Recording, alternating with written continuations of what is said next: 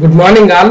ನಾನು ಅಮರೇಶ್ ಪೋತಾಳ್. ಮತ್ತೊಮ್ಮೆಲ್ಲರಿಗೂ ಅಮರ್ಸ್ ಕ್ಲಾಸಸ್ಗೆ ಸ್ವಾಗತ. ಇದು ಕ್ಲಾಸ್ ನಂಬರ್ 613 ಆಗುತ್ತೆ ಮತ್ತು ಆಗಸ್ಟ್ 2024ರ 5ನೇ ಭಾಗದ ಪ್ರಮುಖವಾಗಿರ್ತಕ್ಕಂಥ ಪ್ರಚಲಿತ ಘಟನೆಗಳನ್ನು ನೋಡ್ತಾ ಹೋಗೋಣ. ಈಗ ಆಲ್ರೆಡಿ ನಾವು ಪ್ಯಾರಿಸ್ ಒಲಿಂಪಿಕ್ಸ್ ಮೇಲೆ 2 ವಿಡಿಯೋ ನೋಡಿದ್ವಿ ಮತ್ತು 70ನೇ ನ್ಯಾಷನಲ್ ಫಿಲ್ಮ್ ಅವಾರ್ಡ್ಸ್ ಏನು ರಿಲೀಸ್ ಆಗಿತ್ತು ಅದ್ರ ಮೇಲೆ ವಿಡಿಯೋ ಮಾಡಿದ್ವಿ. ಜೊತೆಗೆ ಮುಂದಿನ KS ಪರೀಕ್ಷೆಗೆ ಅನುಕೂಲ ಆಗ್ತಕ್ಕಂತಹ ಒಂದಷ್ಟು ಎನ್ವಿರಾನ್ಮೆಂಟ್ ಅಂಡ್ ಎಕಾಲಜಿ ಸೀರೀಸ್ ಅನ್ನ ಸ್ಟಾರ್ಟ್ ಮಾಡಿದ್ವಿ. ಕನ್ವೆನ್ಷನ್ ಅಂಡ್ ಪ್ರೋಟೋಕಾಲ್ಸ್ ಮೇಲೆ ಪಾರ್ಟ್ 1, ಪಾರ್ಟ್ 2, ಪಾರ್ಟ್ 3 ಕೂಡ ಆಗಿದೆ. ಸೊ ಅಲ್ಲಿಗೆ ಕನ್ವೆನ್ಷನ್ ಅಂಡ್ ಪ್ರೋಟೋಕಾಲ್ಸ್ ಮುಗಿದಿದೆ. ಇನ್ನು ಉಳಿದಿರ್ತಕ್ಕಂಥದ್ದು ಹಿಂದೆ ಕೂಡ ಡಿಸ್ಕಷನ್ ಮಾಡಿದ್ದು, ಹೋಗಿ ನೋಡ್ಬೋದು. ಹೀಗೆ ಸಾಕಷ್ಟು ವಿಡಿಯೋಸ್ ಇದಾವೆ, ಎಲ್ಲವೂ ಕೂಡ ನಿಮ್ಮ ಮುಂದಿನ ಪರೀಕ್ಷೆಗಳಿಗೆ ಅನುಕೂಲ ಆಗ್ತಕ್ಕಂಥವು. ಇವತ್ತು ನಾವು ಅಗೇನ್ ಕರೆಂಟ್ ಅಫೇರ್ಸ್ ಏನಿದೆ ಬ್ಯಾಲೆನ್ಸು ಆಗಸ್ಟ್ 2024ರ ಪಾರ್ಟ್ 5 ನೋಡ್ತಾ ಹೋಗೋಣ. ಓಕೆ, ಒಂದಷ್ಟು ಕಿರುಪರಿಚಯ ಇದೆ, ಒಂದಷ್ಟು ಲಿಂಕ್ಸ್ ಕೂಡ ಇದಾವೆ, ಯಾರಿಗೆ ಸಾಧ್ಯ ಇದೆ ಜಾಯ್ನ್ ಆಗಿ. ಇನ್ನು ಬೇರೆ ಬೇರೆ ವಿಡಿಯೋಸ್ ಇದಾವೆ, ಎಲ್ಲವನ್ನ ನೋಡಿ ನಿಮ್ಮ ಜ್ಞಾನವನ್ನು ಹೆಚ್ಚಿಸ್ಕೊಳ್ಳಿ ಅಂತ ಹೇಳ್ತಾ, ಜೊತೆಗೆ ನಮ್ಮ ಅಮರ್ಸ್ ಡೈಮಂಡ್ ಕ್ಲಾಸಸ್ಗೆ ಜಾಯ್ನ್ ಆಗಿ ನಮ್ಮ ಟೀಮ್ಗೂ ಕೂಡ ಬೆಂಬಲವನ್ನು ನೀಡಿ ಅಂತ ಕೇಳ್ತಾ, ಈಗ ನೇರವಾಗಿ ಮೊದಲನೇ ಪ್ರಶ್ನೆ ಏನಿದೆ.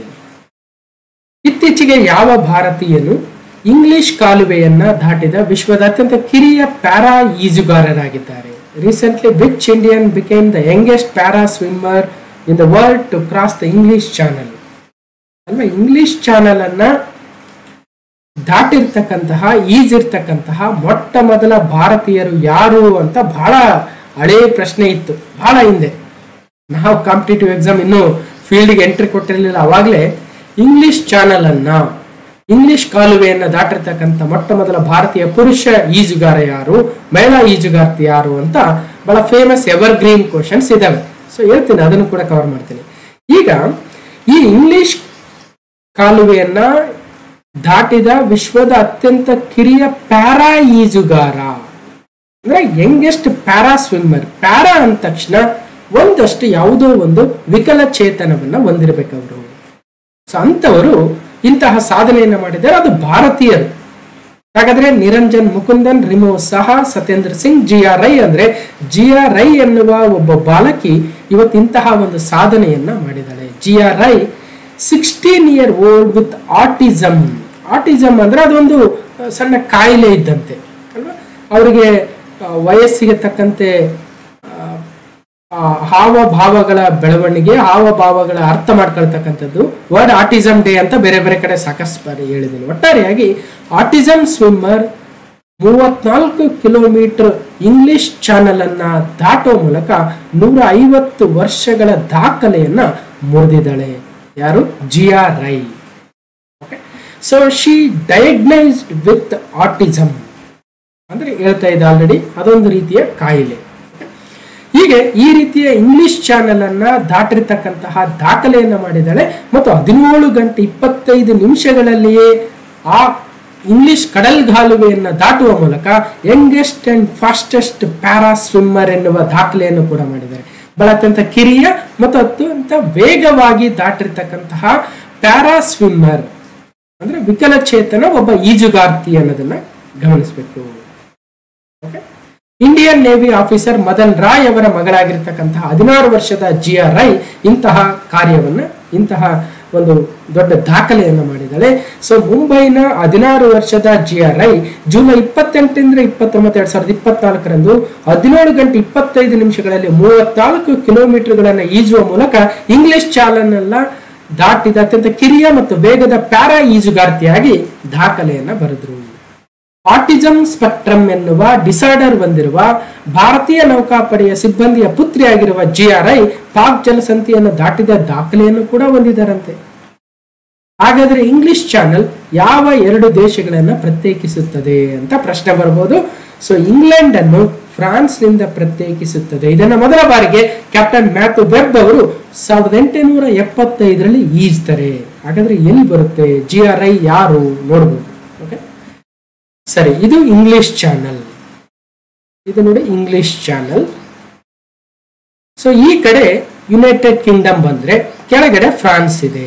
ಹೀಗೆ ಫ್ರಾನ್ಸ್ ಮತ್ತು ಯುನೈಟೆಡ್ ಕಿಂಗ್ಡಮ್ಗಳನ್ನ ಬೇರ್ಪಡಿಸ್ತಕ್ಕಂತಹ ಚಾನಲ್ ಯಾವುದು ಅಂದ್ರೆ ಅದೇ ಇಂಗ್ಲಿಷ್ ಚಾನಲ್ ಆಗುತ್ತೆ. ಇಂಗ್ಲಿಷ್ ಚಾನಲ್ ಅಥವಾ ದಿ ಚಾನಲ್ ಎಂದು ಕರೆಯಲ್ಪಡುವ ಇಂಗ್ಲಿಷ್ ಚಾನಲ್ ಅಟ್ಲಾಂಟಿಕ್ ಮಹಾಸಾಗರದ ಒಂದು ಅಂಗವೂ ಕೂಡ ಆಗಿದ್ದು, ದಕ್ಷಿಣ ಇಂಗ್ಲೆಂಡ್ ಅನ್ನ ಉತ್ತರ ಫ್ರಾನ್ಸ್ ನಿಂದ ಪ್ರತ್ಯೇಕಿಸುತ್ತದೆ ಅಥವಾ ಸಿಂಪಲ್ ಆಗಿ ಫ್ರಾನ್ಸ್ ಮತ್ತು ಇಂಗ್ಲೆಂಡ್ಗಳನ್ನ ಡಿವೈಡ್ ಮಾಡುತ್ತೆ ಅಂದ್ರು. ಓಕೆ ಓಕೆ ಇದು ಉತ್ತರ ಸಮುದ್ರದ ದಕ್ಷಿಣ ಭಾಗಕ್ಕೆ ಅದರ ಈಶಾನ್ಯ ತುದಿಯಲ್ಲಿರುವ ಡೋವರ್ ಜಲಸಂಧಿಯಿಂದ ಸಂಪರ್ಕವನ್ನ ಹೊಂದಿದೆ.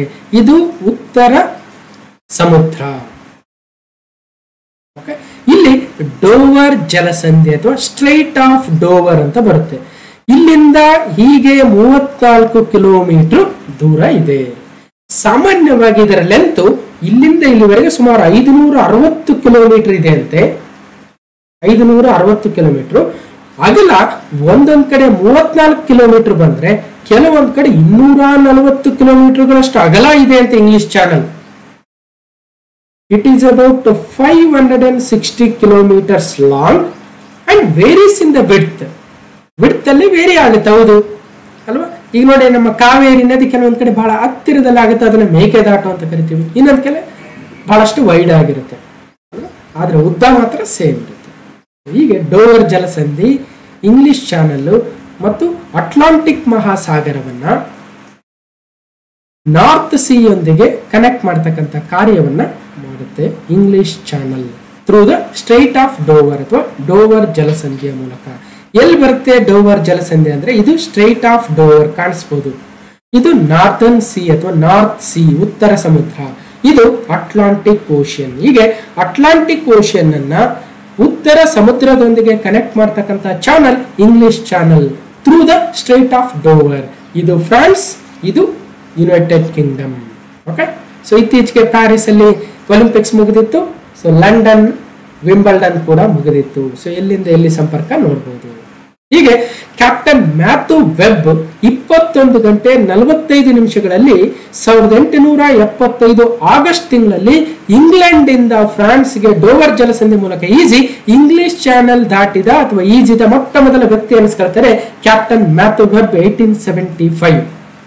ಸರ್, ನಮಗೆ ಬೇರೆ ದೇಶದವ್ರದ್ದು ಬೇಡ, ನಮ್ಮ ದೇಶದವ್ರದ್ದು ಬೇಕು ಅಂತಂದ್ರೆ ಮಿಹಿರ್ ಸೇನ್, ಆರತಿ ಸಹಾ, 2 ಹೆಸರು ನೆನ್ಪಿಡಿ, ಗೊತ್ತಿರುತ್ತೆ ಕೂಡ.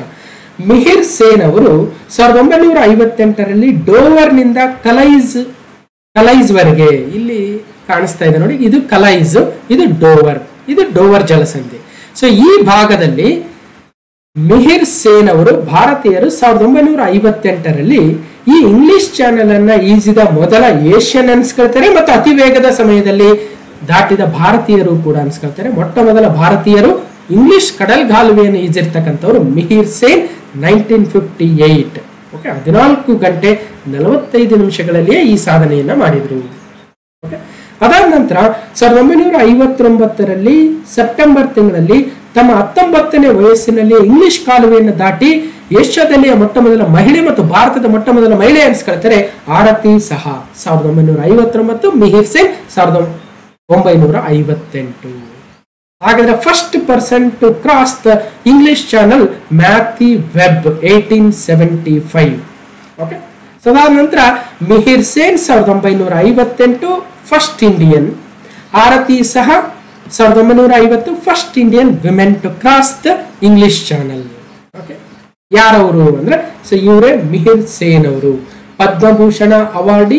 ಅದೇ ರೀತಿಯಾಗಿ ಆರತಿ ಸಹಾ, ಸೊ ಭಾರತದ ಮೊಟ್ಟ ಮೊದಲ ಮಹಿಳೆ to cross the English channel. ಇಲ್ಲಿ ಪ್ರಶ್ನೆ ಇರ್ತಕ್ಕಂಥದ್ದು ಇಷ್ಟೇ ಸಿಂಪಲ್ ಆಗಿ, ಇತ್ತೀಚೆಗೆ ಯಾವ ಪ್ಯಾರಾ ಸ್ವಿಮ್ಮರು ಇಂಗ್ಲಿಷ್ ಚಾನಲ್ ಅನ್ನ ಕ್ರಾಸ್ ಮಾಡೋ ಮೂಲಕ ಈ ರೀತಿಯಾಗಿ ಅತಿ ವೇಗದಲ್ಲಿ ಮತ್ತು ಮೊದಲ ಪ್ಯಾರಾ ಸ್ವಿಮ್ಮರ್ ಅನ್ಸ್ಕೊಳ್ತಾರೆ ಅಂದ್ರೆ ಅವರು GRI. ಅಷ್ಟೇ ಸಿಂಪಲ್ ಪ್ರಶ್ನೆ ಇರೋದು, ಅಷ್ಟೇನೆ ಮುಂದೆ ಹೋಗ್ಬೋದಾಗಿತ್ತು.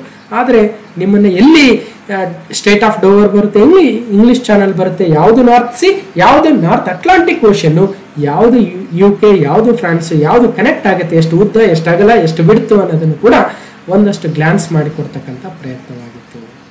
ಅರ್ಥ ಆಯ್ತು ಅನ್ಕೊಳ್ತೀನಿ. ಸೊ ನೆಕ್ಸ್ಟ್ ಹೋಗೋಣ, 2ನೇ ಪ್ರಶ್ನೆ. ಇತ್ತೀಚೆಗೆ ಯಾವ ಕೇಂದ್ರ ಸಚಿವರು ಮಧುಮೇಹ ಶಾಸ್ತ್ರದಲ್ಲಿ ನೀಡಿದ ಕೊಡುಗೆಗಳಿಗಾಗಿ ಜೀವಮಾನ ಸಾಧನೆ ಪ್ರಶಸ್ತಿಯನ್ನು ಪಡೆದಿದ್ದಾರೆ? ಒಬ್ಬ ಸಚಿವರು.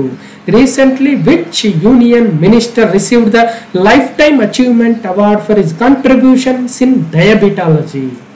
ನೋಡಿ, ಡಯಾಬಿಟಿಕ್ಸ್ ಅಲ್ಲಿ ಸಾಕಷ್ಟು ರಿಸರ್ಚ್ ಮಾಡಿರ್ತಕ್ಕಂಥವ್ರು ಒಬ್ರು ಇವತ್ತು ನಮ್ಮ ಮಿನಿಸ್ಟರ್ ಇದ್ದಾರೆ ಅಂದ್ರೆ ಅವರಿಗೆ ಜೀವಮಾನ ಸಾಧನೆಗಾಗಿ ಒಂದು ಅವಾರ್ಡ್ ಕೂಡ ಬಂದಿದೆ ಅಂದ್ರೆ ಒಳ್ಳೆಯ ಸಾಧನೆ ಕೂಡ. ಅನ್ನಪೂರ್ಣಾದೇವಿ, ಜಿತೇಂದ್ರ ಸಿಂಗ್, ಜಗತ್ ಪ್ರಕಾಶ್ ನಟ ನಿರಂತರ್ ಕುಮಾರ್ ಸಿಂಗ್ ಅಂದ್ರೆ ಸರಿಯಾದ ಉತ್ತರ. ಕೇಂದ್ರದ ವಿಜ್ಞಾನ ಮತ್ತು ತಂತ್ರಜ್ಞಾನ ಸಚಿವರಾಗಿರ್ತಕ್ಕಂತಹ ಜಿತೇಂದ್ರ ಸಿಂಗ್ ಅವರು. Doctor minister union minister Jitendra Singh recently received lifetime achievement award in Chennai for his dedication to the advancement of diabetology, diabetes care and diabetics research. So ಒಬ್ಬ ಪ್ರಾಕ್ಟೀಷನಿಂಗ್ ಡಾಕ್ಟರ್ ಕೂಡ ಆಗಿದ್ದಾರೆ ಅವರು. ಜಿತೇಂದ್ರ ಸಿಂಗ್ ಅವರು ಈಗ ಮಿನಿಸ್ಟರ್ ಕೂಡ ಇದ್ದಾರೆ.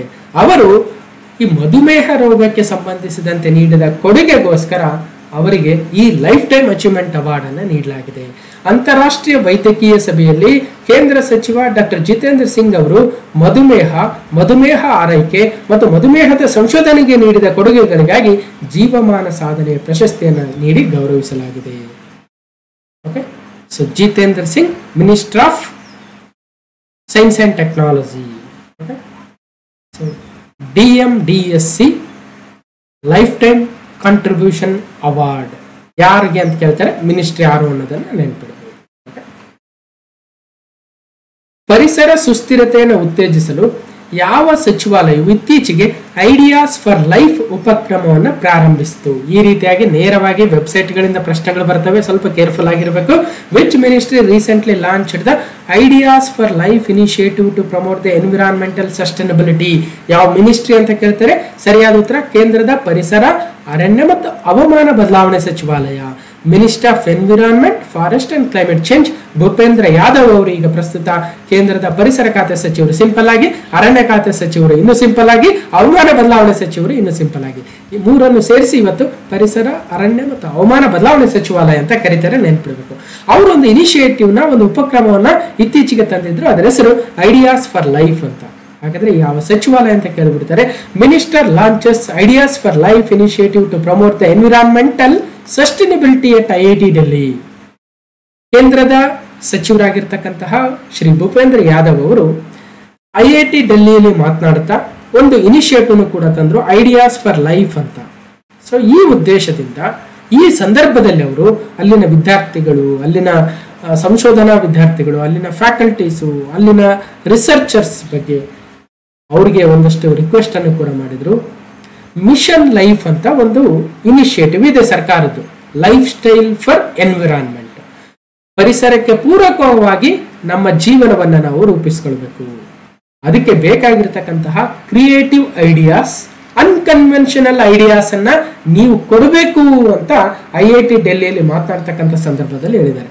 ಏನಿದು creative ideas, unconventional ideas? Unconventional ideas ಅಂದ್ರೆ ಸಾಮಾನ್ಯವಾಗಿಲ್ಲದೆ ಇರ್ತಕ್ಕಂಥ, ಅಸಾಮಾನ್ಯವಾಗಿರ್ತಕ್ಕಂಥ ಐಡಿಯಾಸ್ ಅನ್ನ ಕೊಡಿ. Mission life, lifestyle for environment, lifestyle for environment. ಒಂದ್ಸಲ ಎಕ್ಸಾಮ್ ಕೂಡ ಬಂದಿತ್ತು ಮಿಷನ್ ಲೈಫ್ ಮೇಲೆ. ಮಿಷನ್ ಲೈಫ್ ಅಲ್ಲಿ ಏನಾಗ್ತಾ ಇದೆ, ಈಗ ಸೈಕಲ್ ಥ್ರೂ ನಾವು ಆಫೀಸ್ಗೆ ಹೋಗ್ಬೇಕು, ಸೈಕಲ್ ಅನ್ನ ಹೆಚ್ಚಾಗಿ ಬಳಸಬೇಕು, ಪರಿಸರ ಪೂರಕವಾಗಿದೆ. ಪ್ಲಾಸ್ಟಿಕ್ ನಿಷೇಧ ಮಾಡಿ ನಾವು ಬೇರೆ ಚೀಲಗಳನ್ನ ತೆಗೆದುಕೊಂಡು ಹೋಗ್ಬೇಕು ಅಂಗಡಿಗೆ, ಅಲ್ವಾ? ಹೀಗೆ ಪರಿಸರಕ್ಕೆ ಪೂರಕವಾಗಿರ್ತಕ್ಕಂತಹ ಕ್ರಿಯೇಟಿವ್ ಅಂಡ್ ಅನ್ಕನ್ವೆನ್ಷನಲ್ ಐಡಿಯಾಸ್ ಅನ್ನ ಕೊಡಿ ಅನ್ನುವ ಒಂದು ಉದ್ದೇಶವನ್ನು ಇಟ್ಕೊಂಡು ಮಾತಾಡ್ತಾ ಇದ್ರು. ಐಡಿಯಾಸ್ ಫಾರ್ ಲೈಫ್ ಎನ್ನುವ ಇನಿಷಿಯೇಟಿವ್ ಕೂಡ ಮಾಡಿದ್ರು IIT ಡೆಲ್ಲಿಯಲ್ಲಿ.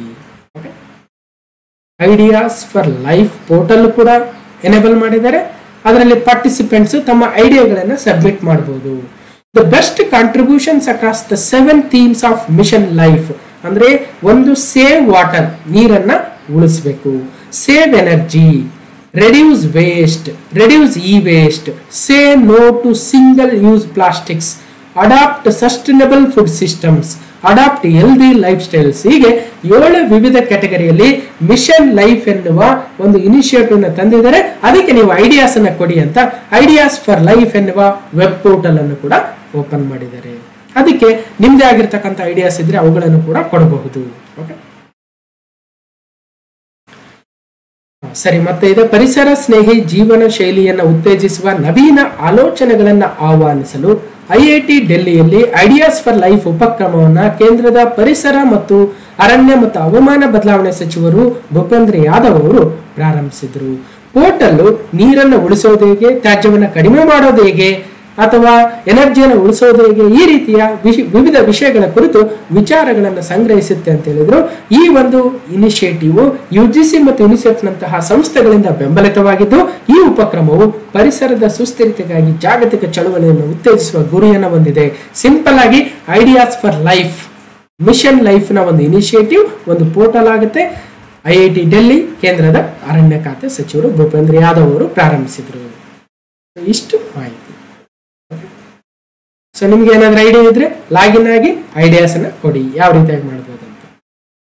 ಇತ್ತೀಚೆಗೆ ಸುದ್ದಿಯಲ್ಲಿ ಕಂಡು ಬಂದ ಜುಮೂರ್ ಸಾಂಪ್ರದಾಯಿಕ ನೃತ್ಯವನ್ನ ಯಾವ ರಾಜ್ಯದಲ್ಲಿ ಪ್ರದರ್ಶಿಸಲಾಗುತ್ತದೆ? ಜುಮೂರ್ ಅನ್ನುವ ನೃತ್ಯ ಪ್ರಕಾರ ಯಾವ ರಾಜ್ಯದ್ದು ಅಂತ ನೆನ್ಪಿಟ್ರು ಸಾಕು. So Jhumur recently seen in the news is a traditional dance performed in which state? Nagaland, Sikkim, Assam, Manipur ಅಂದ್ರೆ ಸರಿಯಾದ ಉತ್ತರ. ಅಸ್ಸಾಂನ ಒಂದು ನೃತ್ಯ ಪ್ರಕಾರ ಜುಮೂರ್ ಇತ್ತೀಚೆಗೆ ಸುದ್ದಿಯಲ್ಲಿದೆ ಅಷ್ಟೇ. Okay, so after the Bihu record Assam eyes Guinness feat with Jumur. Assam is set to attempt another record-breaking feat with Jumur performance by 8,000 artists this year. ಹಿಂದೆ ಕೂಡ 11,298 ನೃತ್ಯ ಕಲಾವಿದರೊಂದಿಗೆ ಅಸ್ಸಾಂನ ಬಹುದು ದೊಡ್ಡ ನೃತ್ಯ ಪ್ರಕಾರವಾಗಿರ್ತಕ್ಕಂತಹ ಬಿಹು ಡ್ಯಾನ್ಸ್ ಅನ್ನ ಹಿಂದೆ ಮಾಡಲಾಗಿತ್ತು. ಅದು ಗಿನ್ನೆಸ್ ರೆಕಾರ್ಡ್ಗೂ ಕೂಡ ಸೇರಿತ್ತು. ಅದೇ ಹಾದಿಯಲ್ಲಿ ಅಸ್ಸಾಂನ ಮುಖ್ಯಮಂತ್ರಿಗಳು ಹಿಮಂತ ಬಿಸ್ವಾ ಶರ್ಮಾ ಅವರು ಮತ್ತೊಂದು ಗೋಲನ್ನು ಹಾಕೊಂಡಿದ್ದಾರೆ. ನಮ್ಮ ರಾಜ್ಯದ ಬಿಹು ಡ್ಯಾನ್ಸ್ ಏನಿದೆ ಅಲ್ವಾ, ಅದು ಬಹಳ ಗಿನ್ನಿಸ್ ದಾಖಲೆಯಂತೂ ಮಾಡಿದೀವಿ. ಜೊತೆಗೆ ಜುಮೂರ್ ಎನ್ನುವ ಇನ್ನೊಂದು ನೃತ್ಯ ಪ್ರಕಾರ ಇದೆ, ಅದನ್ನು ಕೂಡ ನಾವು ಸುದ್ದಿ ಮಾಡೋಣ, ಅದನ್ನು ಕೂಡ ಇನ್ನಷ್ಟು ಫೇಮಸ್ ಮಾಡೋಣ ಅನ್ನೋ ಉದ್ದೇಶಕ್ಕೆ ಚೀಫ್ ಮಿನಿಸ್ಟರ್ ಹಿಮಂತ ಬಿಸ್ವಾ ಶರ್ಮಾ ಅವರು ಮತ್ತೊಂದು ದಾಖಲೆಯತ್ತ ಮುನ್ನುಗ್ತಾ ಇದ್ದಾರೆ. 8,000 ಕಲಾವಿದರೊಂದಿಗೆ ಅಸ್ಸಾಂನ ಮತ್ತೊಂದು ನೃತ್ಯ ಪ್ರಕಾರವಾಗಿರ್ತಕ್ಕಂಥ ಜುಮೂರ್ ಡ್ಯಾನ್ಸ್ ಅನ್ನ ಮಾಡ್ತಾರೆ ಅಂತೆ. ಹಾಗಾದ್ರೆ ಬಿಹು ನೃತ್ಯ ಯಾವ ರಾಜ್ಯಕ್ಕೆ ಸಂಬಂಧಿಸಿದೆ, ಜುಮೂರ್ ನೃತ್ಯ ಯಾವ ರಾಜ್ಯಕ್ಕೆ ಸಂಬಂಧಿಸಿದೆ? ಈ ರೀತಿ ಪ್ರಶ್ನೆ ಬರ್ತವೆ. ಎರಡೂ ಕೂಡ ಅಸ್ಸಾಂ. ಹೀಗೆ ಅಸ್ಸಾಂ ಸರ್ಕಾರವು 8,000 ಬುಡಕಟ್ಟು ಕಲಾವಿದರೊಂದಿಗೆ ಭವ್ಯವಾಗಿರ್ತಕ್ಕಂಥ ಜುಮೂರ್ ನೃತ್ಯ ಪ್ರದರ್ಶನವನ್ನ ಯೋಜಿಸ್ತಾ ಇದೆ. ಜುಮೂರ್ ಎಂಬುದು ಅಸ್ಸಾಂನ ಚಹಾ ಬುಡಕಟ್ಟು ಜನಾಂಗದವರ ಸಾಂಪ್ರದಾಯಿಕ ನೃತ್ಯವಾಗಿದ್ದು, ಶರತ್ಕಾಲದಲ್ಲಿ ಇದನ್ನ ನೃತ್ಯ ಪ್ರಕಾರವನ್ನ ನಡೆಸಲಾಗುತ್ತೆ. ಇದು ಹೊಲಗಳಲ್ಲಿ ಅಥವಾ ಮರಗಳ ಕೆಳಗೆ ನೃತ್ಯ ಮಾಡುವ ಯುವತಿಯರನ್ನು ಒಳಗೊಂಡಿದ್ದು, ಪುರುಷ ಸದಸ್ಯರು ಮೆಡಲ್ ಡ್ರಮ್ ಮತ್ತು ಕೊಳಲು ತಾಳಗಳಂತಹ ವಾದ್ಯಗಳನ್ನು ಈ ಸಂದರ್ಭದಲ್ಲಿ ನುಡಿಸ್ತಾರೆ. ಈ ನೃತ್ಯವು ದೈನಂದಿನ ಜೀವನ, ಸಂತೋಷ, ದುಃಖ, ಆಕಾಂಕ್ಷೆಗಳನ್ನು ಚಿತ್ರಿಸುತ್ತೆ. ಮನರಂಜನೆ, ಧಾರ್ಮಿಕ ಆರಾಧನೆ, ಪೋಷಣೆ, ಮಳೆಗಾಗಿ ಪ್ರಾರ್ಥಿಸುವ ಕಾರ್ಯವನ್ನು ಕೂಡ ಜುಮೂರ್ ಎನ್ನುವ ನೃತ್ಯ ಮಾಡುತ್ತೆ. ಹಾಗಾದ್ರೆ ಜುಮೂರ್ ಯಾವ ರಾಜ್ಯದ ನೃತ್ಯ ಅಂದ್ರೆ ಅಸ್ಸಾಂ ರಾಜ್ಯದ ನೃತ್ಯ. ಸೊ ಹೀಗೆ ಬೇರೆ ಬೇರೆ ರಾಜ್ಯಗಳ ವಿವಿಧ ನೃತ್ಯ ಪ್ರಕಾರಗಳಿದಾವೆ. ಸೊ ಕ್ಲಾಸ್ ನಂಬರ್ 231ರಲ್ಲಿ ಡ್ಯಾನ್ಸ್ ಫಾರ್ಮ್ಸ್ ಆಫ್ ಇಂಡಿಯಾ, ಭಾರತದ ಪ್ರಮುಖ ನೃತ್ಯ ಪ್ರಕಾರಗಳು ಅಂತ 20 MCQಗಳನ್ನ ಅಥವಾ ಮಲ್ಟಿಪಲ್ ಚಾಯ್ಸ್ ಕ್ವಶನ್ಗಳ ಜೊತೆ ಡಿಸ್ಕಷನ್ ಮಾಡಿದ್ದೆ. ಬಹಳ ಜನ ನೋಡಿರಲ್ಲ, ಪುರುಸೊತ್ತಿರಲ್ಲ ನೋಡೋದಕ್ಕೆ, ಯಾಕಂದ್ರೆ ಬಹಳ ಇಂಪಾರ್ಟೆಂಟ್.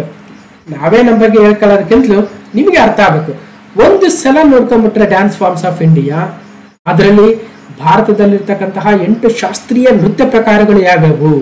ಭರತನಾಟ್ಯ, ಕಥಕ್, ಕೂಚಿಪುಡಿ, ಒಡಿಸ್ಸಿ, ಕಥಕ್ಕಳಿ, ಸತ್ರಿಯ, ಮಣಿಪುರಿ, ಮೋಹಿನಿಯಾಟ್ಟಂ.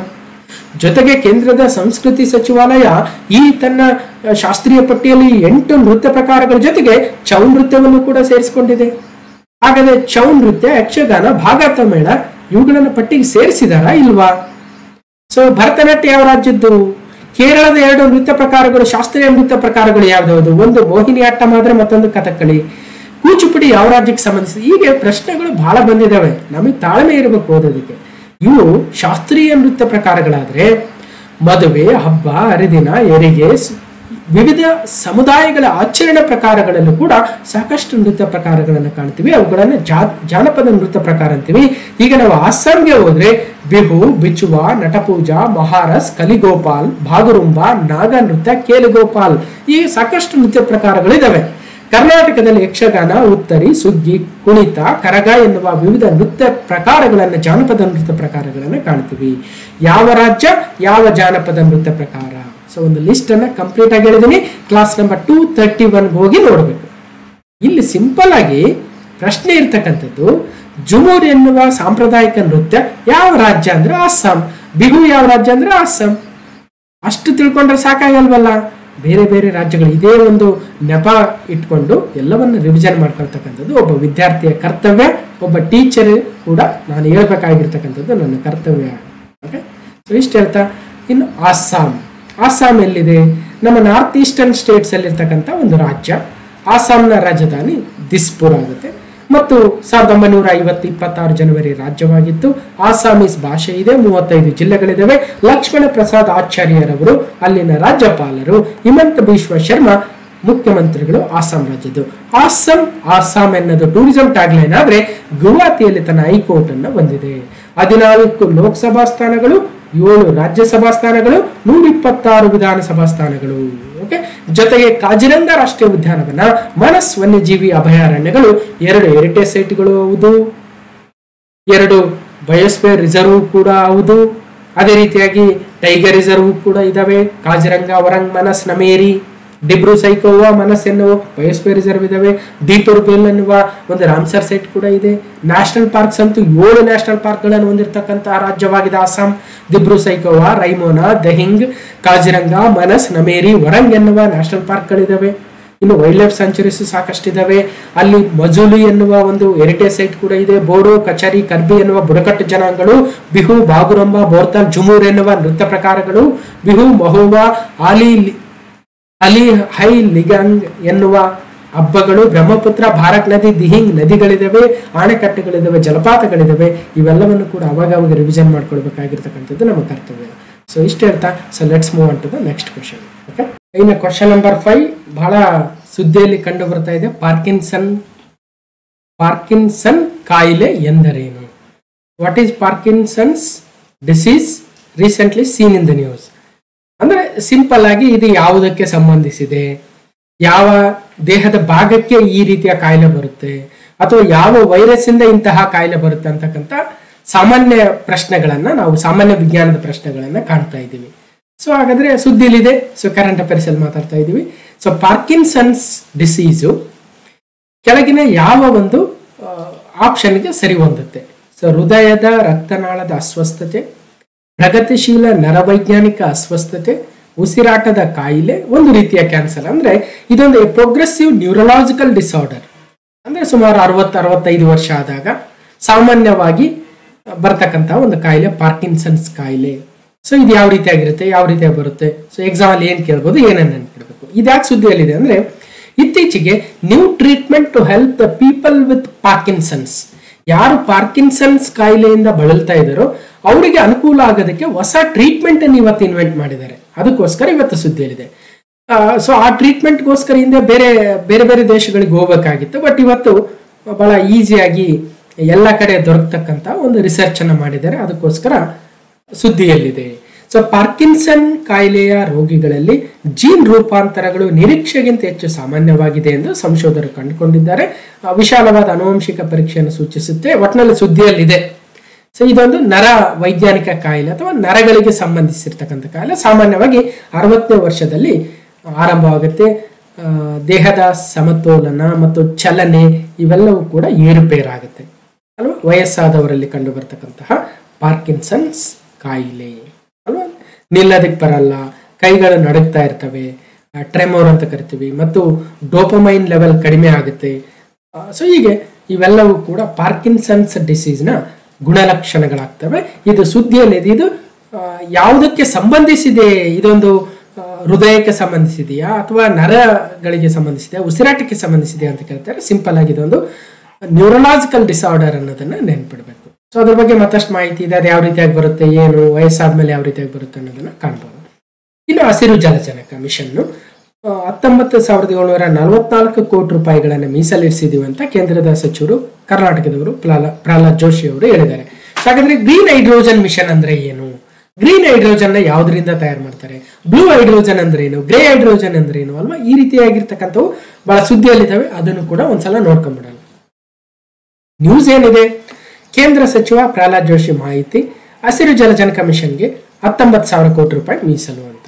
ಕೇಂದ್ರ ಸರ್ಕಾರವು ಹಸಿರು ಜಲಜನಕ ಮಿಷನ್ ಅಂದ್ರೆ ಗ್ರೀನ್ ಹೈಡ್ರೋಜನ್ ಮಿಷನ್ ಅಥವಾ GHM ಅಂತ ಕರಿಬಹುದು.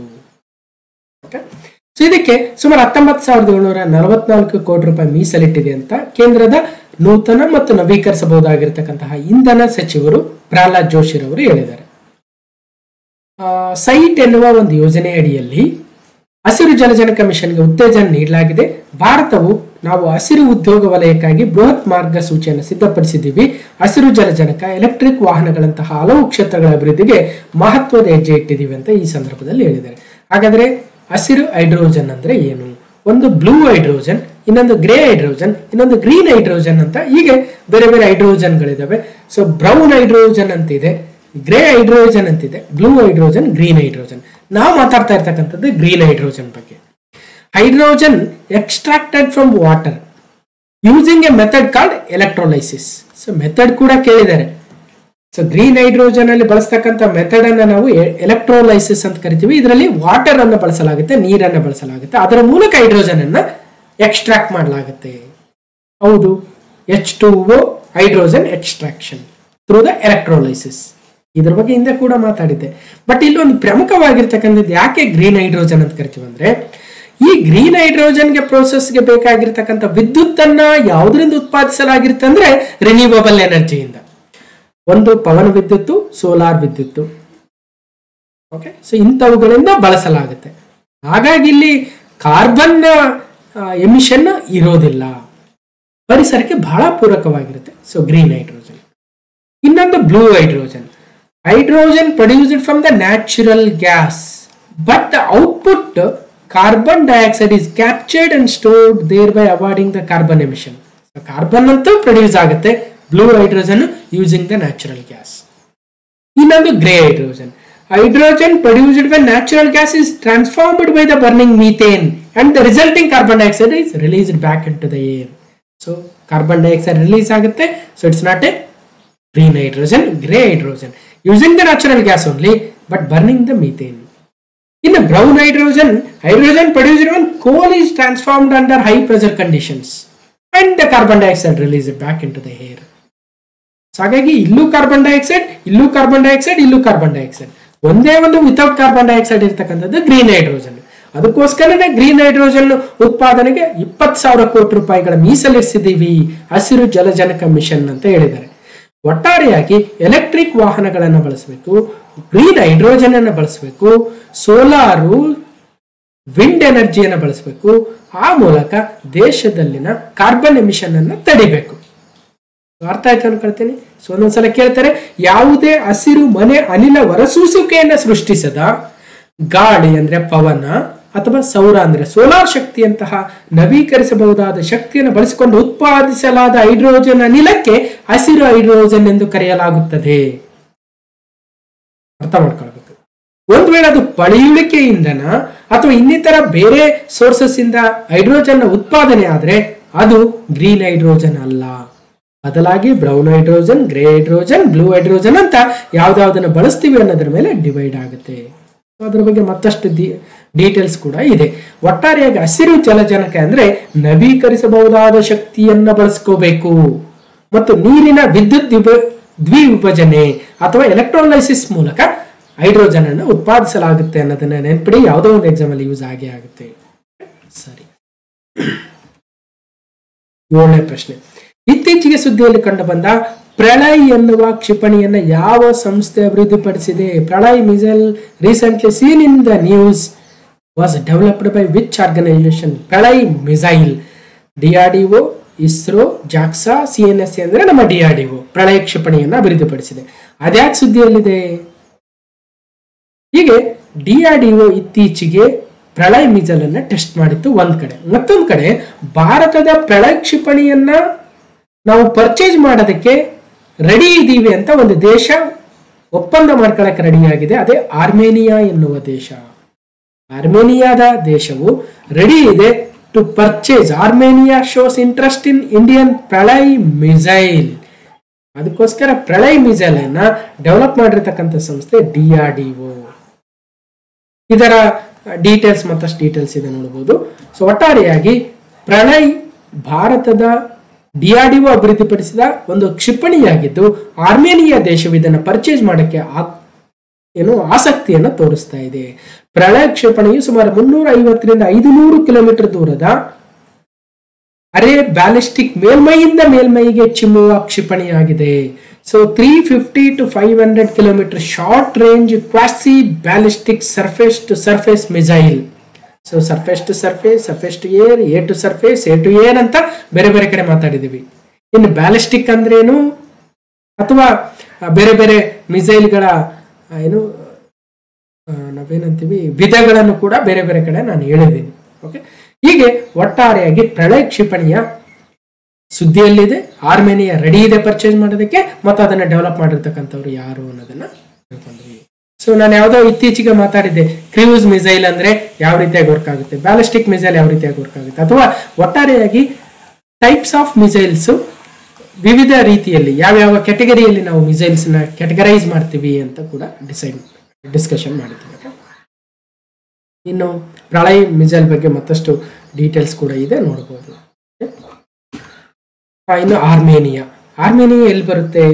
ಆರ್ಮೇನಿಯಾ ಒಂದು ಸೊ ಈ ಯುರೋಪ್ ಖಂಡದಲ್ಲಿ ಬರ್ತಕ್ಕಂತಹ ದೇಶ, ರಿಪಬ್ಲಿಕ್ ಆಫ್ ಆರ್ಮೇನಿಯಾ. ಅದರ ರಾಜಧಾನಿ ಎರೆವಾನ್ ಅಂತೆ. ಓಕೆ, ಅಲ್ಲಿನ ಅಧ್ಯಕ್ಷರು ವಾಹಗನ್, ಕೇಳಲ್ಲ ಅನ್ಸುತ್ತೆ ಯಾಕೆ ಸುಮ್ಮನೆ, ಪ್ರೈಮ್ ಮಿನಿಸ್ಟ್ರು ನಿಕೋಲ್ ಅಂತೆ. ಒಟ್ಟಾರೆಯಾಗಿ ಈ ದೇಶ ಇವತ್ತು ಪ್ರಳಯ ಮಿಸೈಲ್ ಅನ್ನು ಪರ್ಚೇಸ್ ಮಾಡೋದ್ರತ್ತ ಮುನ್ನುಗ್ತಾ ಇದೆ.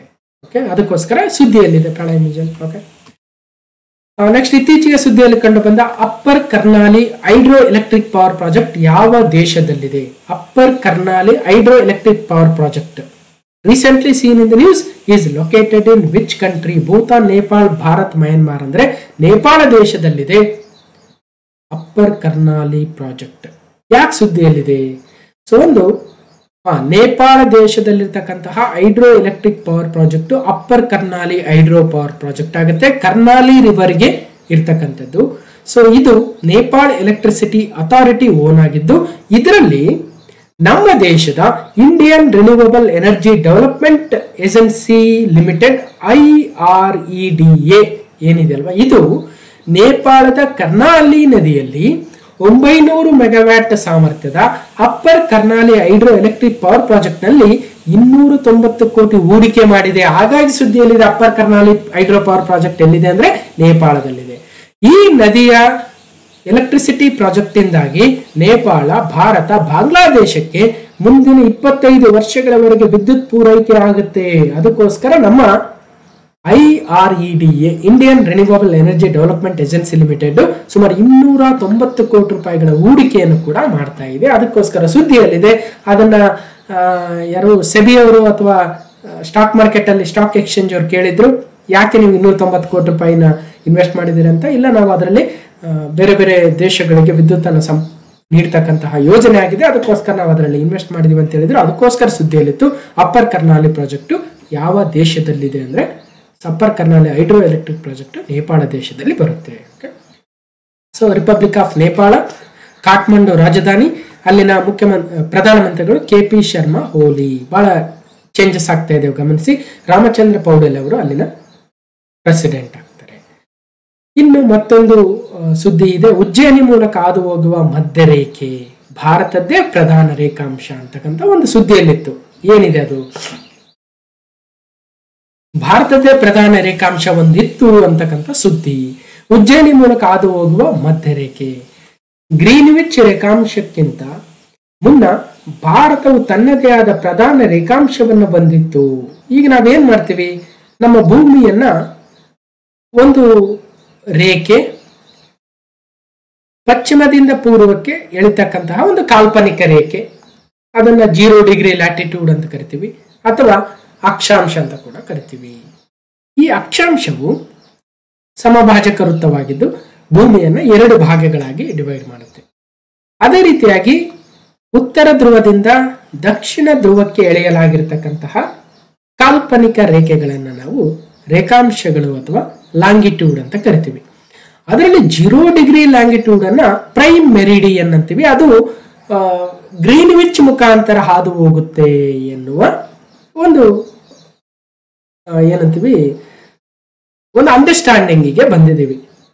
ಇಲ್ಲ, ಅದಕ್ಕಿಂತ ಹಿಂದೆ ಭಾರತದ ಉಜ್ಜಯಿನಿ ಮೂಲಕ ಹಾದು ಹೋಗ್ತಕ್ಕಂತಹ ಒಂದು ಮಧ್ಯರೇಖೆ, ಭಾರತದ ಮಧ್ಯರೇಖೆ ಇತ್ತು ಅನ್ನುವ ಒಂದು ಮಾಹಿತಿಯನ್ನ ಇತ್ತೀಚೆಗೆ NCERT ಟೆಕ್ಸ್ಟ್ ಬುಕ್ ಅಲ್ಲಿ ಕೊಟ್ಟಿದ್ದಾರೆ, ಅದಕ್ಕೋಸ್ಕರ ಸುದ್ದಿಯಲ್ಲಿದೆ, ಅದನ್ನು ನಾವು ತಿಳ್ಕೊಳ್ತಾ ಇದ್ದೀವಿ. ಗ್ರೀನ್ವಿಚ್ ರೇಖಾಂಶಕ್ಕಿಂತ ಮುನ್ನ ಭಾರತವು ತನ್ನದೇ ಆದ ಪ್ರಧಾನ ರೇಖಾಂಶವನ್ನು ಹೊಂದಿತ್ತು, ಅದನ್ನು ಮಧ್ಯರೇಖಾ ಎಂದು ಕರೆಯಲಾಗುತ್ತಿತ್ತು.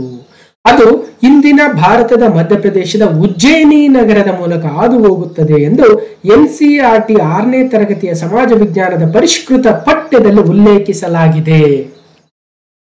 Exploring the society India and behind ಎನ್ನುವ ಶೀರ್ಷಿಕೆಯ ಪಠ್ಯ ಪುಸ್ತಕದಲ್ಲಿ ಹರಪ್ಪ ನಾಗರಿಕತೆಯನ್ನ ಯಾವ ನಾಗರಿಕತೆ ಎಂದು ಕರೆಯಲಾಗಿದೆ ಅಂದ್ರೆ ಸಿಂಧು ಸರಸ್ವತಿ ನಾಗರಿಕತೆ ಎಂದು ಕರೆಯಲಾಗಿದೆ. ಇನ್ನು ಮುಂದೆ ನಾವು ಹರಪ್ಪ ನಾಗರಿಕತೆ ಅಂತ ಓದಲ್ಲ, ಬದಲಾಗಿ ಸಿಂಧು ಸರಸ್ವತಿ ನಾಗರಿಕತೆ ಅಂತ ಕರೆದ್ರೆ ಅದೇ ಹಳೆಯ ಹರಪ್ಪ ನಾಗರಿಕತೆ ಆಗುತ್ತೆ, ಗಮನಿಸಬೇಕು.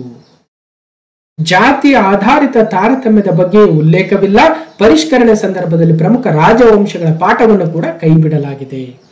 ಇತಿಹಾಸ, ಭೌಗೋಳಿಕತೆ, ರಾಜ್ಯಶಾಸ್ತ್ರ, ಅರ್ಥಶಾಸ್ತ್ರಗಳ ವಿಭಾಗಗಳನ್ನು ಪುಸ್ತಕದಲ್ಲಿ ಸಂಯೋಜಿಸಲಾಗಿದ್ದು ಪ್ರಮುಖ ವಿಚಾರಗಳನ್ನು ಕೇಂದ್ರೀಕರಿಸುವ ಮೂಲಕ ಪಠ್ಯದ ಗಾತ್ರವನ್ನು ಕಡಿಮೆಗೊಳಿಸಲು ಪ್ರಯತ್ನಿಸಿದ್ದೇವೆ ಅಂತ NCERTಯ ನಿರ್ದೇಶಕ ದಿನೇಶ್ ಸಕ್ಲಾನಿ ಅವರು ಪಠ್ಯ ಪರಿಚಯಾತ್ಮಕ ಬರಹದಲ್ಲಿ ತಿಳಿಸಿದ್ದಾರೆ. ಹಾಗಾದ್ರೆ ಏನೇನು ಪ್ರಮುಖ ಉಲ್ಲೇಖಗಳಿದಾವೆ? ಮೊದಲನೇದು, ಗ್ರೀನ್ವಿಚ್ ರೇಖಾಂಶದ ಮೊದಲ ರೇಖಾಂಶವಲ್ಲ. ವಾಸ್ತವವಾಗಿ ಯುರೋಪ್ಗಿಂತ ಹಲವು ಶತಮಾನಗಳ ಮೊದಲೇ ಭಾರತವು ತನ್ನದೇ ಆಗಿರತಕ್ಕಂತಹ ಅವಿಭಾಜ್ಯ ರೇಖಾಂಶವನ್ನು ಹೊಂದಿತ್ತು. ಅದನ್ನು ಮಧ್ಯರೇಖಾ ಅಥವಾ ಮಧ್ಯರೇಖೆ ಎಂದು ಕರೆಯಲಾಗ್ತಾ ಇತ್ತು. ಅದು ಉಜ್ಜಯಿನಿ ನಗರವನ್ನು ಹಾದು ಹೋಗುತ್ತಿತ್ತು. ಉಜ್ಜಯಿನಿ ನಗರವು ಅನೇಕ ಶತಮಾನಗಳಿಂದಲೂ ಖಗೋಳ ವಿಜ್ಞಾನದ ಪ್ರಸಿದ್ಧ ಕೇಂದ್ರವಾಗಿದೆ ಎಂದು ಪಠ್ಯದಲ್ಲಿ ಹೇಳಲಾಗಿದೆ. ಇದು ಮೊದಲನೇ ಅಂಶ. ಪ್ರಸಿದ್ಧ ಖಗೋಳ ಶಾಸ್ತ್ರಜ್ಞರಾದ ವರಹಾಮಿಹಿರ ಅವರು ಸುಮಾರು 1500 ವರ್ಷಗಳ ಹಿಂದೆ ಇಲ್ಲಿ ವಾಸಿಸುತ್ತಾ ಇದ್ರು. ಭಾರತೀಯ ಖಗೋಳ ತಜ್ಞರಿಗೆ ಅಕ್ಷಾಂಶ ಮತ್ತು ರೇಖಾಂಶಗಳ ಪರಿಕಲ್ಪನೆ ಅವತ್ತೇ ತಿಳಿದಿತ್ತು. ಅಲ್ಲದೆ ಶೂನ್ಯ ಮತ್ತು ಪ್ರಧಾನ ರೇಖಾಂಶದ ಅಗತ್ಯದ ಬಗ್ಗೆಯೂ ಕೂಡ ಅವರಿಗೆ ಗೊತ್ತಿತ್ತು. ಭಾರತದ ಎಲ್ಲಾ ಖಗೋಳ ಶಾಸ್ತ್ರದ ಪುಸ್ತಕಗಳಲ್ಲಿ ಉಜ್ಜಯಿನಿ ರೇಖಾಂಶದ ಲೆಕ್ಕಾಚಾರಗಳ ಉಲ್ಲೇಖವಿದೆ ಅಂತ ಪಠ್ಯದಲ್ಲಿ ತಿಳಿಸಲಾಗಿದೆ. ಭಾರತೀಯ ನಾಗರಿಕತೆಯ ಆರಂಭಕ್ಕೆ ಸಂಬಂಧಿಸಿದ ಅಧ್ಯಾಯದಲ್ಲಿ ಹಲವು ಬಾರಿ ಸರಸ್ವತಿ ನದಿಯ ಉಲ್ಲೇಖವನ್ನು ಕೂಡ ಮಾಡಲಾಗಿದೆ. ಹರಪ್ಪ ನಾಗರಿಕತೆಯನ್ನ ಸಿಂಧು ಸರಸ್ವತಿ ನಾಗರಿಕತೆ ಎಂದು ಉಲ್ಲೇಖಿಸಲಾಗಿದ್ದು ಸರಸ್ವತಿ ಜಲಾನಯನ ಪ್ರದೇಶವು ರಾಕಿಗರಿ, ಗನ್ವೇರಿವಾಲಾ ಸೇರಿದಂತೆ ಹಲವು ಸಣ್ಣ ನಗರ ಪಟ್ಟಣಗಳನ್ನು ಒಳಗೊಂಡಿತ್ತು. ಸರಸ್ವತಿ ನದಿಯನ್ನು ಭಾರತದಲ್ಲಿ ಗಗ್ಗರ್ ಹೆಸರಿನಲ್ಲಿ, ಪಾಕಿಸ್ತಾನದಲ್ಲಿ ಅಕ್ರಾ ಹೆಸರಿನಲ್ಲಿ ಕರೆಯಲಾಗುತ್ತಿದೆ. ಹೀಗಾಗಿ ಈ ನದಿಗೆ ಗಗ್ಗರ್ ಅಕ್ರಾ ಎಂದು ಕೂಡ ಹೆಸರಿಸಿದೆ. ಜಾತಿ ವ್ಯವಸ್ಥೆಯ ಉಲ್ಲೇಖಿಸಿದ ವೇದಗಳ ವಿವರಗಳನ್ನು ತಿಳಿಸಲಾಗಿದೆ. ಕೃಷಿಕ, ನೇಕಾರ, ಕುಂಬಾರ, ಕಟ್ಟಡ ನಿರ್ಮಾಪಕ, ಬಡಗಿ, ವೈದ್ಯ, ನರ್ತಕರು, ಕ್ಷೌರಿಕ, ಪುರೋಹಿತ ಸೇರಿದಂತೆ ಅನೇಕ ವೃತ್ತಿಗಳನ್ನು ವೈದಿಕ ಗ್ರಂಥಗಳಲ್ಲಿ ಉಲ್ಲೇಖಿಸಲಾಗಿದೆ. ನಾವು ಹಳೆ ಪಠ್ಯಪುಸ್ತಕವನ್ನ ಪಾಠ ಮಾಡಬೇಕಾದ್ರೆ ಹೇಳ್ತಾ ಇದ್ವಿ, 4 ವರ್ಣಗಳಿದ್ವು ಅಂತ ಅಲ್ವಾ. ಅಂತಹ ವರ್ಣಗಳ ಬಗ್ಗೆ ಹೆಚ್ಚಿನ ಉಲ್ಲೇಖ ಮಾಡಿಲ್ವಂತೆ. ನೋಡ್ಬೇಕು, ಅದನ್ನು ಡೌನ್ಲೋಡ್ ಮಾಡಿ ಓದಿ. ಮುಂದಿನ ವಿಭಾಗಗಳಲ್ಲಿ ಪಾಠವನ್ನ ಮಾಡೋಣ. ಹೀಗೆ ಸಾಕಷ್ಟು ವಿಚಾರ ಇದ್ದಾವೆ.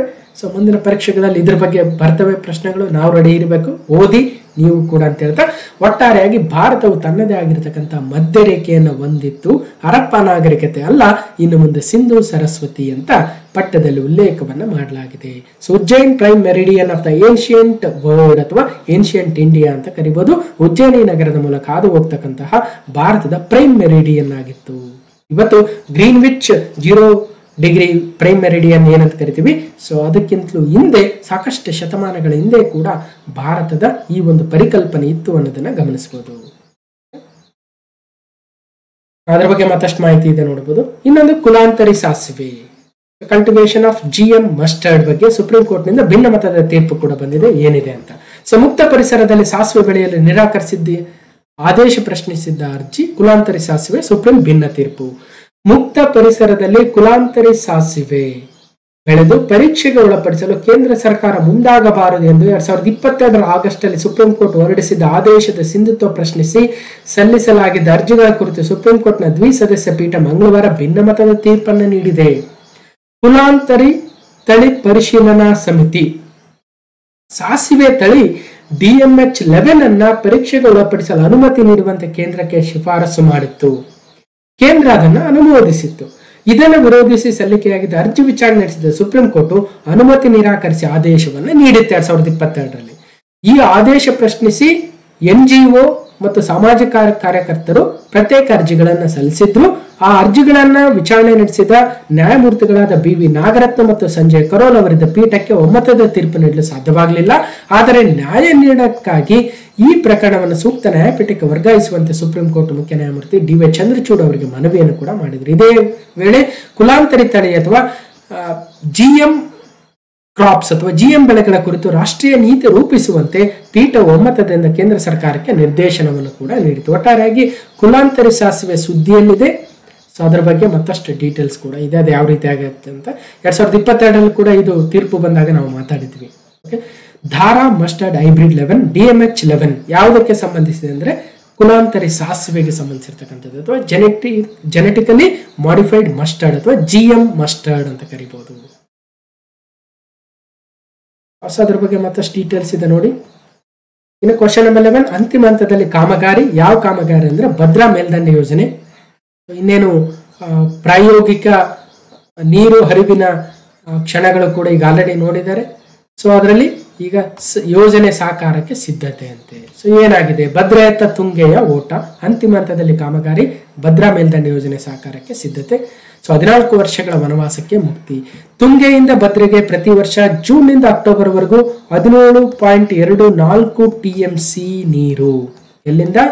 ತುಂಗಾ ಡ್ಯಾಮಿನಿಂದ ಭದ್ರಾ ಡ್ಯಾಮ್ ವರೆಗೂ.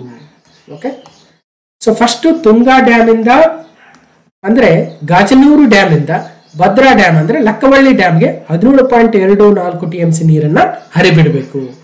ಅದಾದ್ಮೇಲೆ ಭದ್ರಾ ಡ್ಯಾಮ್ ಇಂದ ಮತ್ತಷ್ಟು ಸೇರಿಸಿ ಒಟ್ಟಾರೆಯಾಗಿ 29.17.24 ಪ್ಲಸ್ 12.50 4 7 29.74 TMC ನೀರನ್ನ ಯಾವ್ಯಾವ ಜಿಲ್ಲೆಗೆ ಅಲ್ವಾ? ದಾವಣಗೆರೆ ಜಿಲ್ಲೆಯ ಜಗಳೂರು, ಚಿತ್ರದುರ್ಗ ಜಿಲ್ಲೆಯ ಎಲ್ಲಾ ತಾಲೂಕುಗಳು, ತುಮಕೂರು ಜಿಲ್ಲೆಯ ಕೆಲವು ತಾಲೂಕುಗಳು, ಚಿಕ್ಕಮಗಳೂರು ಜಿಲ್ಲೆಯ ಕೆಲವು ತಾಲೂಕುಗಳು, ಹೀಗೆ ಬರಪೀಡಿತ ನಾಡು ಅಥವಾ ಮಧ್ಯ ಕರ್ನಾಟಕದ ಕೆಲವು ಜಿಲ್ಲೆಗಳಿಗೆ, ಕೆಲವು ತಾಲೂಕುಗಳಿಗೆ ನೀರುಣಿಸ್ತಕ್ಕಂತಹ ಯೋಜನೆ. ಭದ್ರಾ ಮೇಲ್ದಂಡೆ ಯೋಜನೆಗೆ ಸಮೀಪದ ಗಾಜನೂರು ಬಳಿಯ ತುಂಗಾ ಜಲಾಶಯದ ಹಿನ್ನೀರಿನಿಂದ 17.4 TMC ಅಡಿ ನೀರು ಹರಿಸುವ ಯೋಜನೆಯ ಕಾಮಗಾರಿ ಅಂತಿಮ ಹಂತವನ್ನ ತಲುಪಿದೆ. ಈಗ ಪ್ರಾಯೋಗಿಕವಾಗಿ ನೀರು ಹರಿಸಲು ವಿಶ್ವೇಶ್ವರಯ್ಯ ಜಲ ನಿಗಮ ನಿಯಮಿತ ಸಿದ್ಧತೆಯನ್ನು ಕೂಡ ಮಾಡಿಕೊಂಡಿದೆ.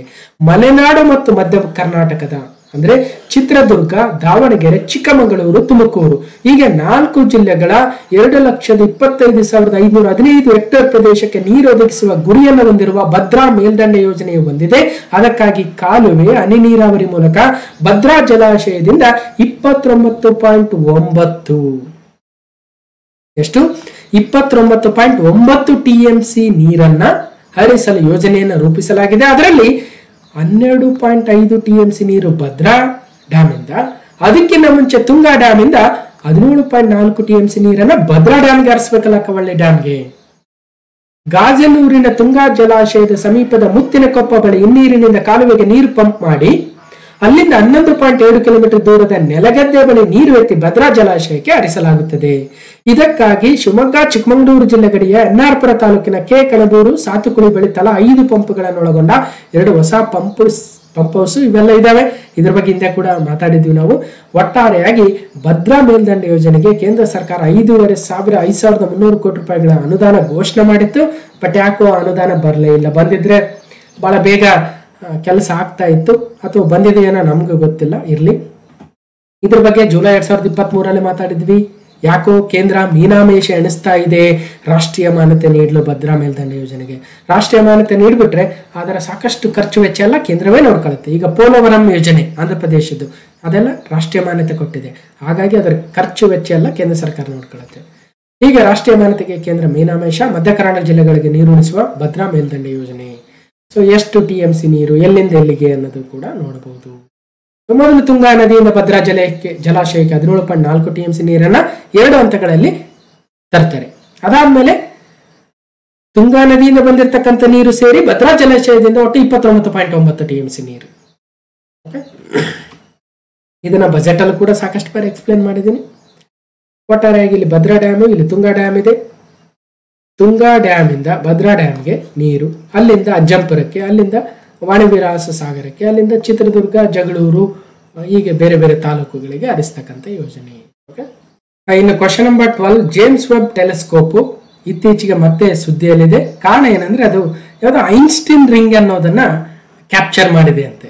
ಸೊ ನಮಗೆ ಬೇಕಿರೋದು ಜೇಮ್ಸ್ ವೆಬ್ ಟೆಲಿಸ್ಕೋಪ್ ಯಾರು ನಿರ್ಮಾಣ ಮಾಡಿದರೆ, ಯಾವಾಗ ಲಾಂಚ್ ಮಾಡಿದ್ರು ಅಂತಕ್ಕಂಥ ವಿಚಾರದ ಬಗ್ಗೆ ಇವತ್ತು ನಾವು ಫೋಕಸ್ ಮಾಡ್ತಾ ಇದ್ದೀವಿ. Okay, so NASA's James web telescope. ಹಾಗಾದ್ರೆ ಜೇಮ್ಸ್ ವೆಬ್ ಟೆಲಿಸ್ಕೋಪ್ ಅನ್ನ ಯಾರಿಗೆ ಸಂಬಂಧಿಸಿದೆ ಅಂದ್ರೆ ಅದು ನಾಸಾ ಸಂಸ್ಥೆಗೆ ಸಂಬಂಧಿಸಿದೆ. ಇದು ಒಂದು ಐನ್ಸ್ಟೀನ್ ರಿಂಗ್ ಅನ್ನ ಕ್ಯಾಪ್ಚರ್ ಮಾಡಿದೆ ಅಂತೆ. Okay, NASA's James web space telescope has captured remarkable image of B-jeweled halo of light known as Einstein ring generated by Quasar ಅಂತೆ.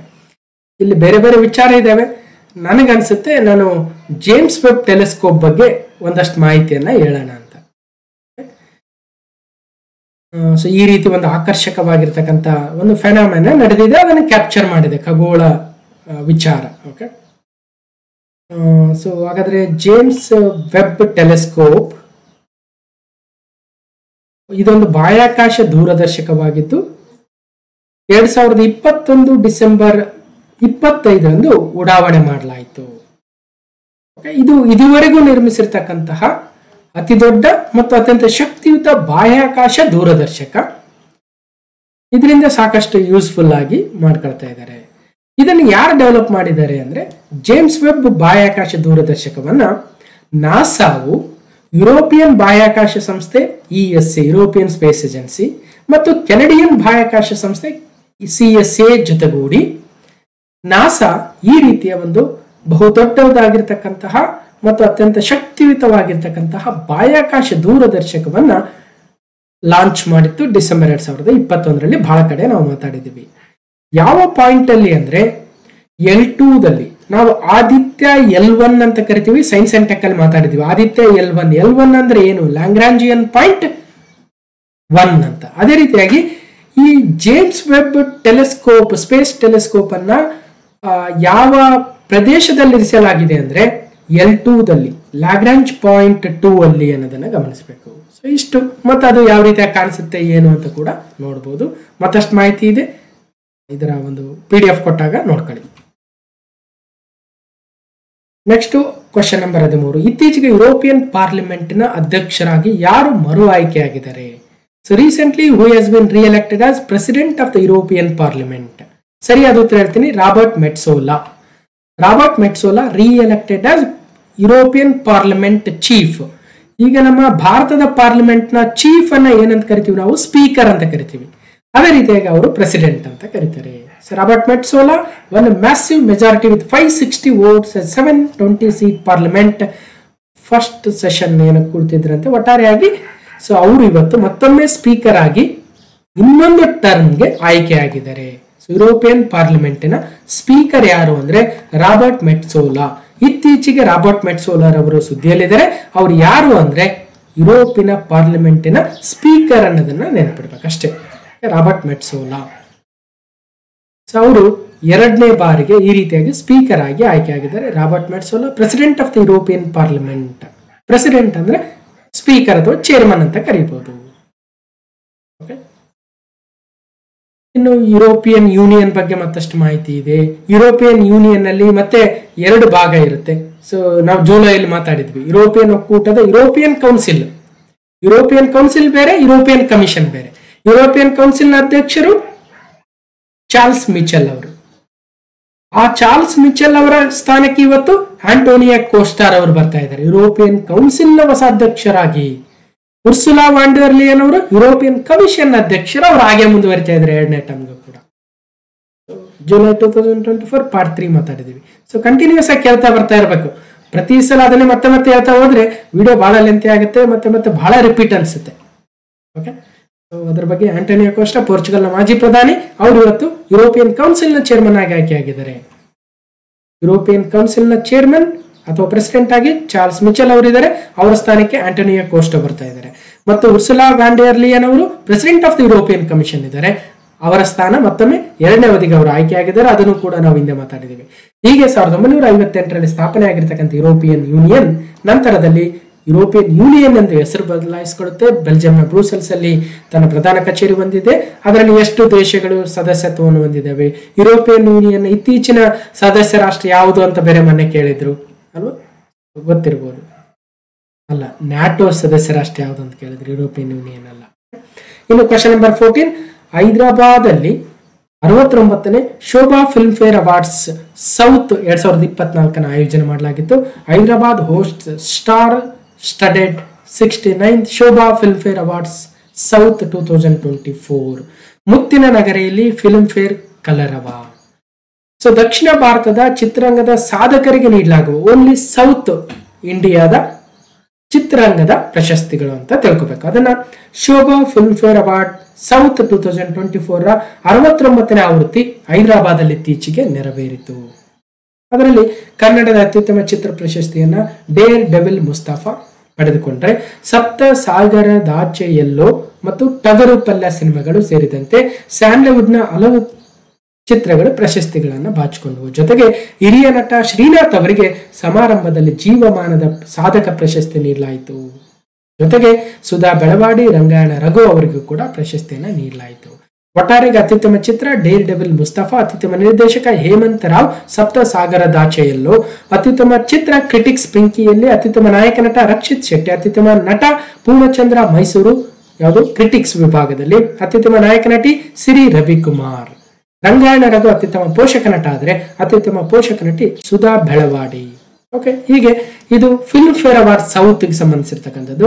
ಪ್ರಣಯ ರಾಜ ಶ್ರೀನಾಥ್ಗೆ ಜೀವಮಾನ ಸಾಧಕ ಪ್ರಶಸ್ತಿ ಸಿಕ್ಕಿದೆ ಕೂಡ ಗಮನಿಸಬೇಕು. ಅದೇ ರೀತಿಯಾಗಿ 70th ನ್ಯಾಷನಲ್ ಫಿಲ್ಮ್ ಅವಾರ್ಡ್ಸ್ ಬಗ್ಗೆ ಮೊನ್ನೆ ಒಂದು ಸಪರೇಟ್ ವಿಡಿಯೋ ಕೂಡ ಮಾತಾಡಿದ್ವಿ. ಪೂರ್ಣಚಂದ್ರ ತೇಜಸ್ವಿ ಅವರ ಕಥೆಯ ಆಧಾರಿತ ಡೇರ್ ಡೆವಿಲ್ ಮುಸ್ತಫಾ ಅತ್ಯುತ್ತಮ ಚಿತ್ರವಾಗಿ ಹೊರಹೊಮ್ಮಿದೆ. 69th film fair award south Hyderabad ಅಲ್ಲಿ ನಡೆಸಲಾಯಿತು. ಓಕೆ, ಇನ್ನು ಅದರ ಲಿಸ್ಟ್ ಕೂಡ ಕೊಟ್ಟಿದ್ದೇನೆ, ನೋಡಬಹುದು. ಇನ್ನು ಕೊನೆಯ ಪ್ರಶ್ನೆ, ಆಗಸ್ಟ್ 2024 ಪಾರ್ಟ್ 5, ಆಸಿಡ್ ದಾಳಿಗೆ ತುತ್ತಾದ ಮಹಿಳೆಯರಿಗೆ ಆಸರೆಯಾಗಿರುವ ಸರ್ಕಾರದ ಯೋಜನೆ ಗೆಳತಿ ಯೋಜನೆ. ಗೆಳತಿ ಯೋಜನೆ ಯಾವುದಕ್ಕೆ ಸಂಬಂಧಿಸಿದೆ ಅಂದ್ರೆ, ಆಸಿಡ್ ದಾಳಿಗೆ ತುತ್ತಾದ ಮಹಿಳೆಯರಿಗೆ ಆಸರೆಯಾಗಿರುವ ಗೆಳತಿ ಯೋಜನೆಯ ಲಾಭ ಅಷ್ಟಾಗಿ ಪಡಿತಾ ಇಲ್ಲ ಅಂತಕ್ಕಂಥದ್ದು ಹಾಗಾಗಿ ಸುದ್ದಿಯಲ್ಲಿತ್ತು. ಒಟ್ಟಾರೆಯಾಗಿ ಗೆಳತಿ ಯೋಜನೆ ಆಸಿಡ್ ದಾಳಿಗೆ ತುತ್ತಾಗಿರ್ತಕ್ಕಂತಹ ಮಹಿಳೆಯರಿಗೆ ಸರ್ಕಾರ ತಂದಿರತಕ್ಕಂತಹ ಯೋಜನೆ ಆಗುತ್ತೆ. ಓಕೆ, ಆಸಿಡ್ ದಾಳಿಗೊಳಗಾದ ಮಹಿಳೆಯರಿಗೆ ಪ್ರಸ್ತುತ ನೀಡಲಾಗುತ್ತಿರುವ ಮಾಸಿಕ ಪಿಂಚಣಿ ಮೊತ್ತವನ್ನು 3,000ದಿಂದ 10,000 ರೂಪಾಯಿಗೆ ಹೆಚ್ಚಿಸುವುದಾಗಿ ಕೂಡ ಬಜೆಟ್ ಅಲ್ಲಿ ಹೇಳಿದ್ರು. ಗೆಳತಿ ಆಸಿಡ್ ಸಂತ್ರಸ್ತ ಮಹಿಳೆಯರಿಗೂ ಪುನರ್ಜೀವನ ಒಂದು ನೆರವು ನೀಡತಕ್ಕಂಥ ಯೋಜನೆ. ಸೊ ಇಷ್ಟು ಆಗಸ್ಟ್ 2024 ಪಾರ್ಟ್ 5 ಕರೆಂಟ್ ಅಫೇರ್ಸ್ ಆಗಿತ್ತು. ಹೇಗನಿಸ್ತು ಅಂತ ಕಮೆಂಟ್ ಮೂಲಕ ತಿಳಿಸಿ, ಮತ್ತು ಈ ವಿಡಿಯೋಗೆ ಒಂದು ಲೈಕ್ ಮಾಡಿ, ಶೇರ್ ಮಾಡಿ, ಜೊತೆಗೆ ಅಮರ್ಸ್ ಡೈಮಂಡ್ ಕ್ಲಾಸಸ್ಗೆ ಜಾಯ್ನ್ ಆಗೋ ಮೂಲಕ ನಮ್ಮ ಟೀಮ್ಗೂ ಕೂಡ ಸಪೋರ್ಟ್ ಅನ್ನು ಮಾಡ್ತೀರಾ ಅಂತ ಭಾವಿಸ್ತಾ, ಸೊ ಈ ವಿಡಿಯೋನ ಕಂಪ್ಲೀಟ್ ಆಗಿ ನೋಡಿರ್ತಕ್ಕಂಥ ಎಲ್ರಿಗೂ ಧನ್ಯವಾದಗಳು. ಮತ್ತೆ ಮುಂದಿನ ವಿಡಿಯೋದಲ್ಲಿ ಸಿಗ್ತೇನೆ ಅಂತ ಹೇಳ್ತಾ ಥ್ಯಾಂಕ್ ಯು.